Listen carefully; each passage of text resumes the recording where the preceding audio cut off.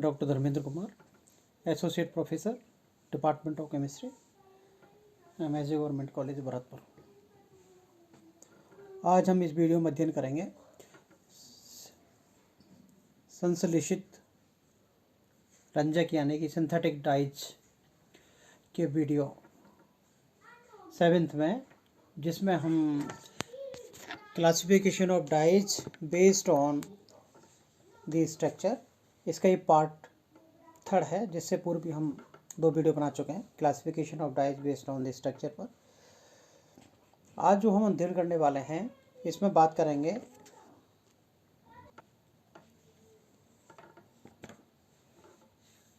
एजोडाइज। जैसा कि आज हम जानते हैं, यह शब्द डाइज में बहुत ही ज़्यादा प्रचलित है और सिंथेटिक डाइज का सबसे बड़ा समूह एजोरंजकों का है, जिसमें करीब करीब सब प्रकार के रंग आ जाते हैं। इनके अणुओं में प्रमुख रूप से क्रोमोफोर के रूप में एजो समूह होता है, जबकि ऑक्सोक्रोम समूह के रूप में NH2, NR2 तथा OH समूह होते हैं।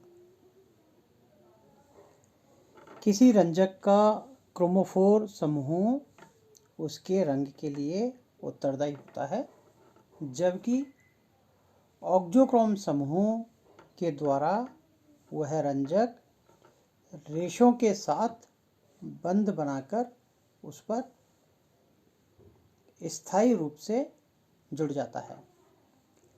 इसी कारण वहाँ जैंथीन या जैलीन रंजक कच्चे रंग के होते हैं, वहीं समस्त एजो रंजक पक्के रंगों की गिनती में आते हैं। इनका संश्लेषण अगर हम देखें 2 पदों में संपन्न होता है। पहले पद में प्राथमिक एरोमेटिक एमीन का डाई एजोटीकरण करवाया जाता है, जबकि दूसरे पद में इस डाई एजोनियम रबड़ की किसी एरोमेटिक एमीन अथवा फिनोलिक समूह के साथ युग्मन क्रिया करवाई जाती है। जैसा कि हम पहले समूह में देख रहे हैं कि डाई एजोनियम रबड़ बना है, और दूसरे पद में ये जो डाई एजोनियम रबड़ है वो उन्हें ER-NH2 या ER-OH समूह के साथ रिएक्शन करता है और एजोरंजक बनाता है। एजो समूह की संख्या के आधार पर इन्हें मोनो एजो, बिस एजो आदि समूहों में वर्गीकृत किया जाता है, और प्रत्येक वर्ग को पुनः उनकी उपयोगिता के आधार पर अम्लीय, क्षारीय आदि उपवर्गों में बांटा गया है। जैसा हम देख पा रहे हैं, एजोरंजक 2 भागों में, या मोनो एजोरंजक और बेस एजोरंजक है। मोनोरंजक पुनः अम्लीय, क्षारीय, प्रकीर्णन, क्रियाशील, अंतर्निहित और मॉर्डेंट, और इसी प्रकार बेस एजो भी अम्लीय, क्षारीय और डायरेक्ट समूह में विभक्त होता है। और जैसा कि इन सब वर्गों के प्रमुख उदाहरणों को अगर हम एक सूत्र के रूप में देखें और उसको एक सारणी में देना चाहें, तो उसको हम जैसे यहाँ देख पा रहे हैं आसानी से। जैसे मोनो एजोरंजक है, उसमें किस तरह एजो की जो हम आगे बात कर सकते हैं। जैसे अम्लीय माध्यम में है, अम्लीय एसिडिक टाइप का आता है, तो उसके एग्जाम्पल जैसे ऑरेंज, सेकेंड और acid orange 7, methyl orange, helianthin, methyl red, कार्बोलेंडाइज, रिसोर्सिन येलो, ये अम्लीय है। और इसी तरह क्षारीय के aniline yellow, butter yellow, chrysoidine, acid red, ये इसके एग्जाम्पल्स हैं।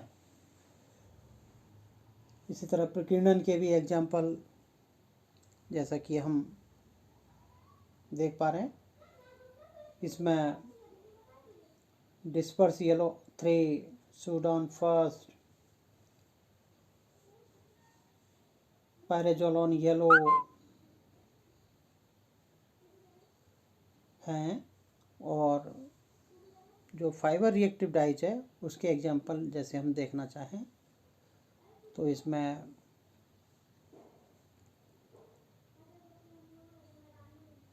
पैरालाल, नेपथॉल और जो मॉडर्न डाइज है इसमें मॉडर्न भूरा या मॉडर्न ब्राउन। इनके स्ट्रक्चर और राउंड से हम आसानी से समझ सकते हैं कि किस तरह इसमें N समूह के साथ में रिंग्स जुड़ी हुई है, यानी कि यहाँ पे केवल एक एजो समूह है। और जब एक से ज़्यादा हैं तो जैसे 20 एजो समूह है, जैसे इसकी भी वही स्ट्रक्चर हम देख पा रहे हैं एसिड डाइज में, या एसिड ब्लैक फर्स्ट है, इसी तरह बेसिक डाइज है या बिस्मार्क ब्राउन है, इसी तरह डायरेक्ट डाइज है या कांगो रेड है। तो ये स्ट्रक्चर्स यहाँ बनी हुई हैं।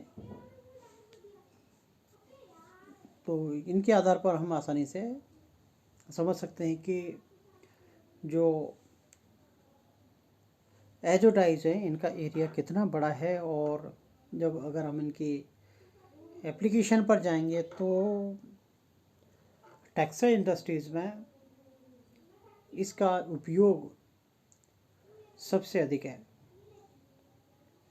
लेकिन आजकल जब इसके हम डिसएडवांटेज की तरफ जाएं तो इसके स्वास्थ्य संबंधी कई कार्सिनोजेनिक इसके इफ़ेक्ट्स भी होते हैं, जिनका प्रकृति पर या हम देखें जो हेल्थ वर्कर्स हैं उन पर बहुत ज़्यादा नुकसान होता है। जो इंडस्ट्री से जो उनका गंदा पानी है, वेस्ट वाटर है, बाहर छोड़ा जाता है तो एफ्लुएंट से रहता है, नुकसान होता है। आगे है इंडिगोइड डाइज। सबसे पुराना ज्ञात जो ऑर्गेनिक डाइज है वो इंडिगो या नील है। यह सर्वप्रथम भारत द्वारा ही, यानी इंडिया में इसको सबसे पहले बनाया गया था और यहीं इसको सबसे पहले उपयोग में भी लाया गया है। और इसे इंडिगोफेरा नामक पौधे से प्राप्त किया जाता है। इंडिगो को इंडिगोटिन भी कहा जाता है। इस वर्ग का दूसरा उदाहरण टायरियन बैंगनी है। जैसे हम स्ट्रक्चर पर देख पा रहे हैं, दोनों स्ट्रक्चर यहाँ हम समझ पा रहे हैं। यहाँ टायरियन पर्पल है और दूसरा यहाँ इंडिगो है। तो टायरियन बैंगनी है, इसे समुद्री घोंघे से प्राप्त किया जाता है। ये दोनों वेट डाइज हैं और इनकी जो स्ट्रक्चर है वो हम यहाँ देख पा रहे हैं कि किस तरह इनकी स्ट्रक्चर होती है। आगे जो डाइज का टाइप्स है वो है एंथ्राक्विनोन डाइज। इन रंजकों के अणुओं में एंथ्राक्विनोन न्यूक्लियस होता है और इस वर्ग के सबसे महत्वपूर्ण सदस्य एलिजरीन को मैडर यानी मजीट की जड़ों से प्राप्त किया जाता है। और इस वर्ग के सदस्यों को उनकी उपयोगिता के आधार पर निम्न उपवर्गों में विभाजित किया गया है, जैसे मॉडर्न डाइज,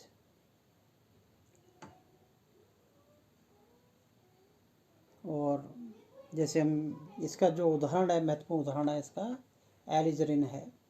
जैसे हम एलिजरीन की स्ट्रक्चर देख पा रहे हैं, एलिजरीन सबसे महत्वपूर्ण मॉडर्न रंजक है जो भिन्न भिन्न मॉडर्न के साथ भिन्न भिन्न रंग बनाता है।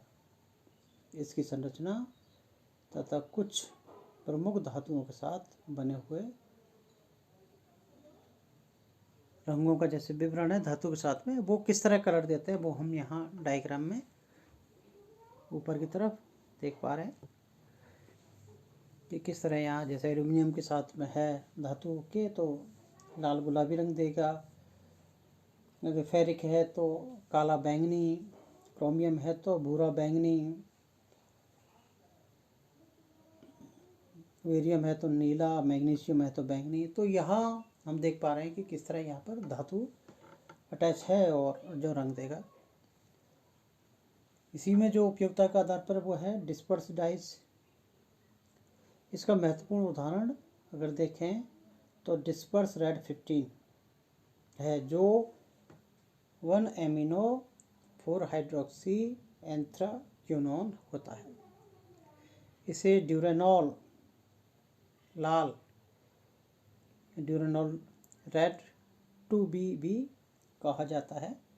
इसकी स्ट्रक्चर जैसे हम यहाँ समझ पा रहे हैं, इसका सेलुलोस, एसीटेट, नायलॉन तथा टेरिन रेशों को रंगने में प्रयोग किया जाता है और टेरिन को यह खूबसूरत गुलाबी रंग देता है।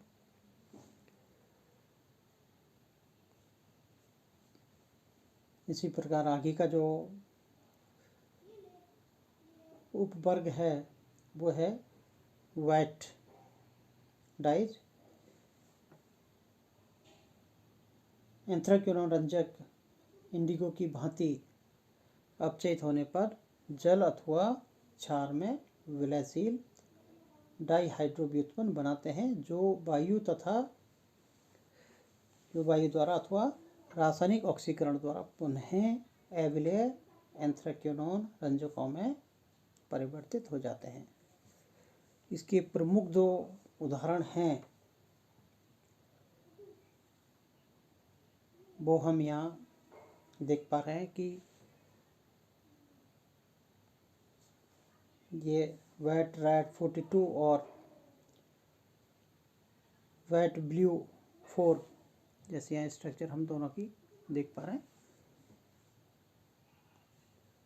जैसे वेट रेड 42 अथवा इंडेन 3 लाल 5GK जो कि 1,4 डाई एमिनो एंथ्राक्विनोन का डाइवेंजोइल व्युत्पन्न होता है और सूत को लाल रंग से रंगता है, और दूसरा जो वेट नीला 4 या वेट ब्लू 4 अथवा इंडेन 3 नीला R जो कि 1 एमिनो एंथ्राक्विनोन का अत्यंत स्थायी द्विलक होता है।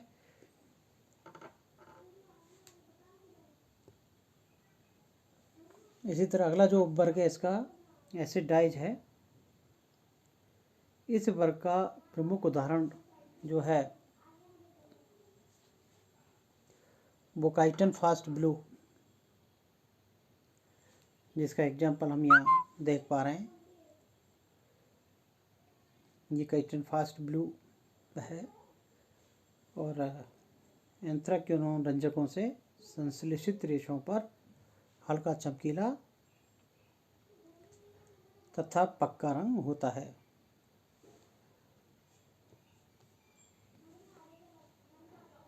आगे जो वर्ग है वह है विषम चक्रीय रंजक या हेटेरोसाइक्लिक डाइज।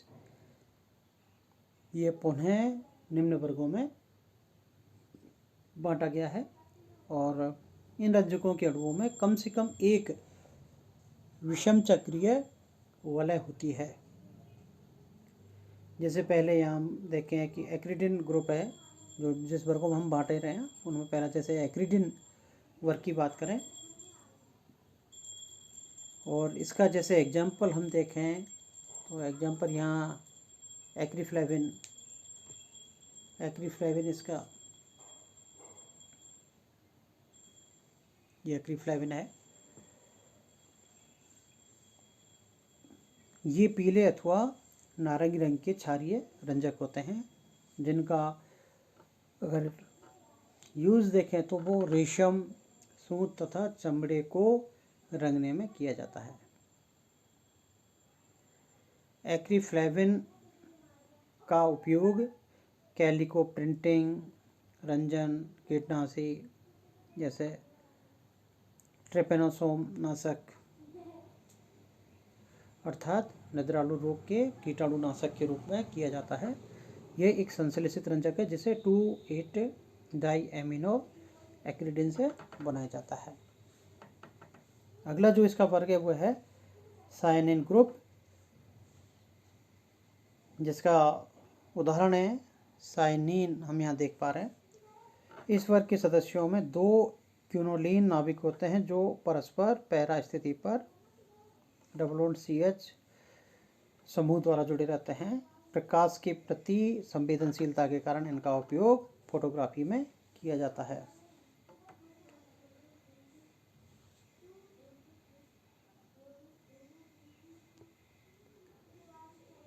आगे जो इसका उपवर्ग है वो जैसे एजीन रंजक,